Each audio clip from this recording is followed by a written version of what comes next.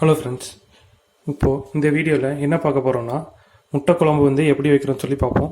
First அதுக்கு தேவையான பொருட்கள் என்னங்கிறத நம்ம முதல்ல பார்த்துக்குவோம்.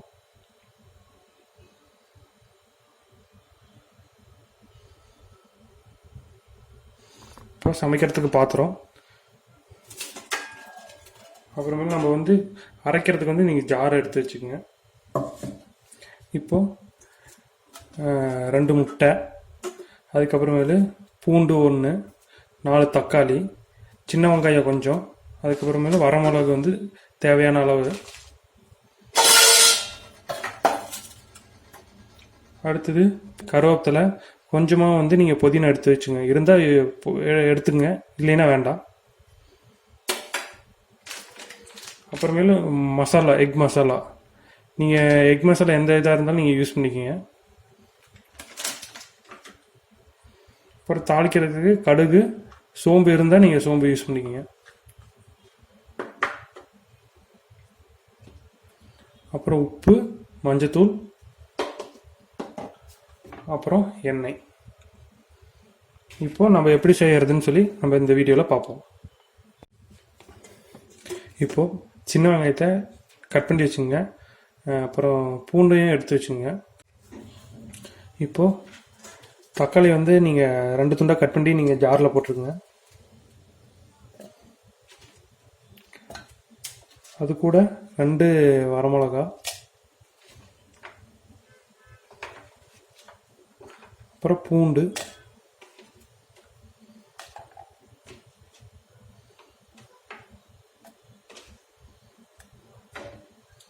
அப்புறம் இஞ்சி. இதை போட்டு நீங்கள் தண்ணி ஊற்ற வேண்டாம், அப்படியே போட்டு அரைச்சி வச்சுக்கோங்க. இப்போ தண்ணி ஊற்றாமல் நீங்கள் அரைச்சி எடுத்து வச்சுக்கோங்க. நல்லா பேஸ்ட் மாதிரி ஆயிடுச்சு. இப்போ நம்ம வந்து அடுப்பை ஆன் பண்ணிக்கலாம்.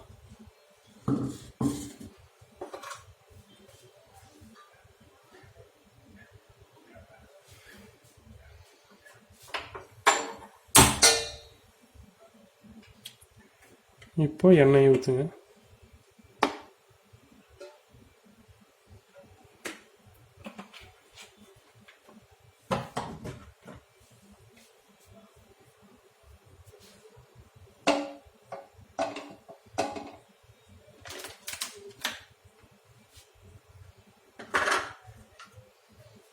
இப்போ கடுகு ஆட் பண்ணிங்க.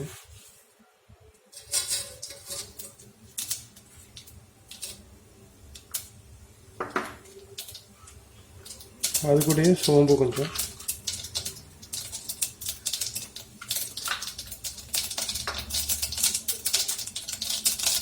வரமிளகா, கருவேப்பிலை மட்டும் போட்டுங்க. புதினா கடைசியில் போட்டுக்குவோம்.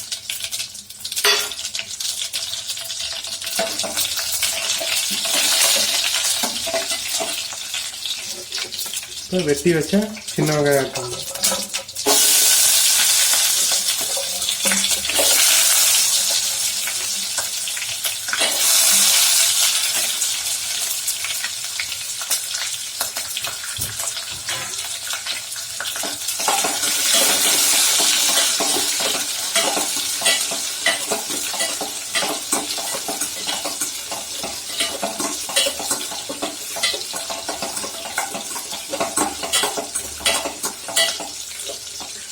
வெங்காயம் நல்லா வணங்கட்டும்.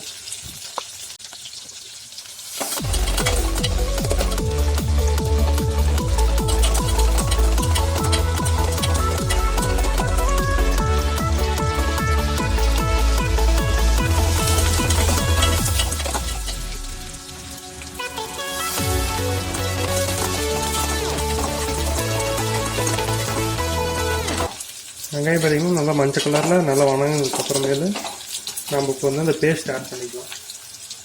அரைச்சி வச்ச பேஸ்ட்.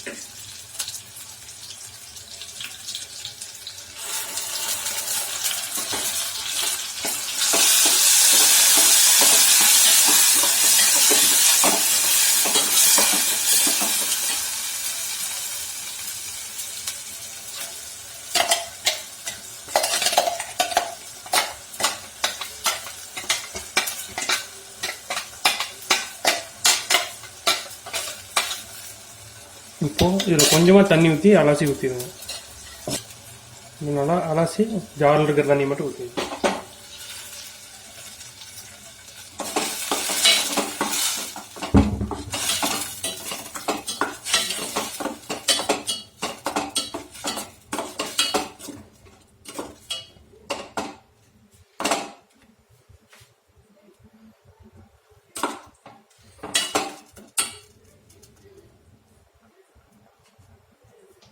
இப்போ மஞ்சத்தூள் கொஞ்சமாக,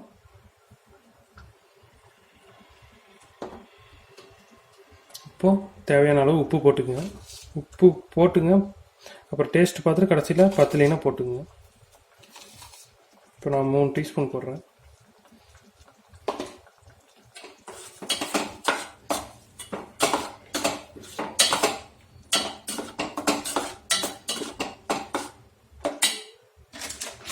இப்போ நம்ம எக் மசாலா வந்து ஆட் பண்ணலாம்.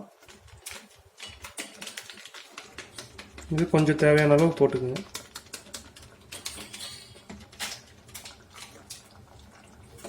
போட்டு நல்லா கலரி விட்டுங்க.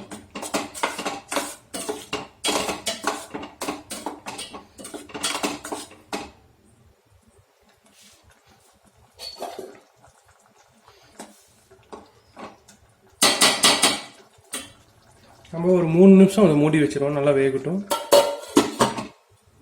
அதுக்கப்புறம் பார்ப்போம். இப்போ நல்லா கொதிக்க ஆரம்பிச்சிருக்கு. கொஞ்சம் கலர் விட்டுங்க.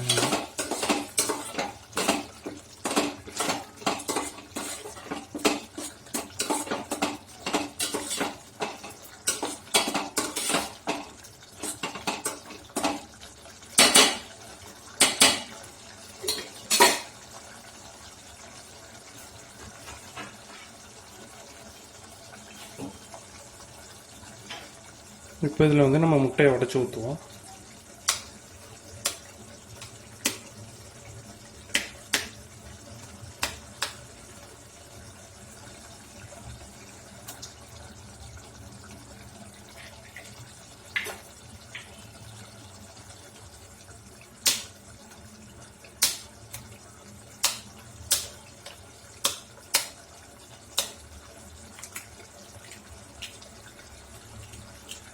ஓடு உழுவாமல் பார்த்து ஊற்றுங்க.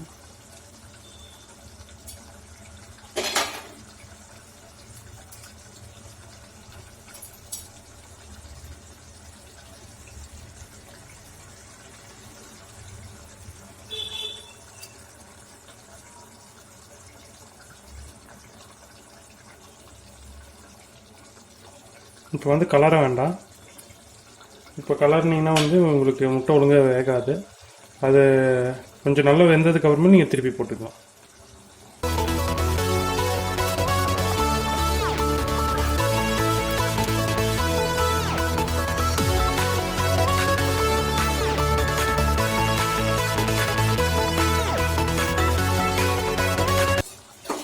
இப்போ லைட்டாக திருப்பி போட்டுக்குங்க.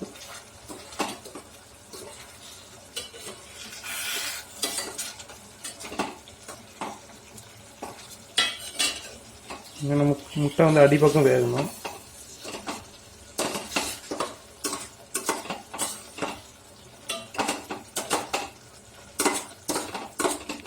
ரொம்ப கலர் இதாதீங்க.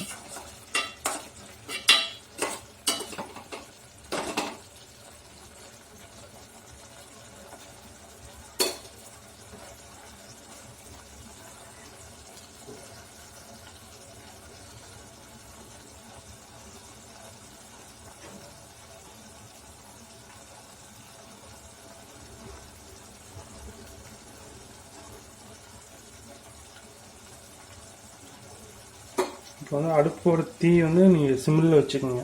ரொம்ப இதாக வச்சிங்கன்னா உங்களுக்கு பற்றி போயிடும்.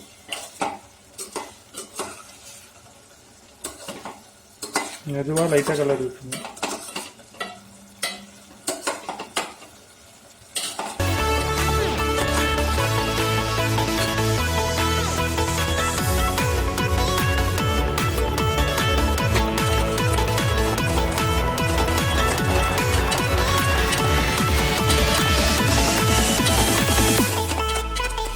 இப்போ நல்லா ஓரளவுக்கு வெந்துருச்சு. இப்போ வந்து அடுப்பு ஆஃப் பண்ணிடுங்க.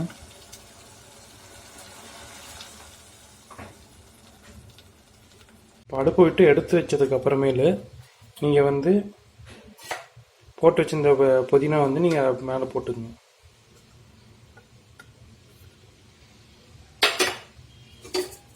போட்டு சும்மா லைட்டாக அப்படியே கலரி விட்டுருங்க. இப்போ நம்ம முட்டை குழம்பு ரெடி. இந்த வேலை பண்ணாலும் கலக்கலா பண்ணி வைக்கணும். அப்பதான் நாம செய்யற சமையல் மனம் குணம் எல்லாம் நிறைந்து வாசனைக்கு மூக்கு வாயிலான ஜொல்லு ஊத்தணும். நான்வெஜ்ல முக்கியமான விஷயம் காரம். அதனால சில்லி சாஸ் இதுல எந்த அளவுக்கு போடணும்னு எனக்கும் தெரியாது, சாப்பிட்டாதான் தெரியும். சில்லி சாஸ் டொமேட்டோ சாஸ் ஊத்தியாச்சு. அடுத்தது நம்ம உப்பை மட்டும் தான் ஆட் பண்ணணும். உப்பு இல்லாத பண்டம் குப்பைக்குன்னு சும்மாவா சொன்னாங்க? அச்சோ பெருசா விழுந்துச்சு. அடுத்து சக்கரை கொட்டு. ஓகே.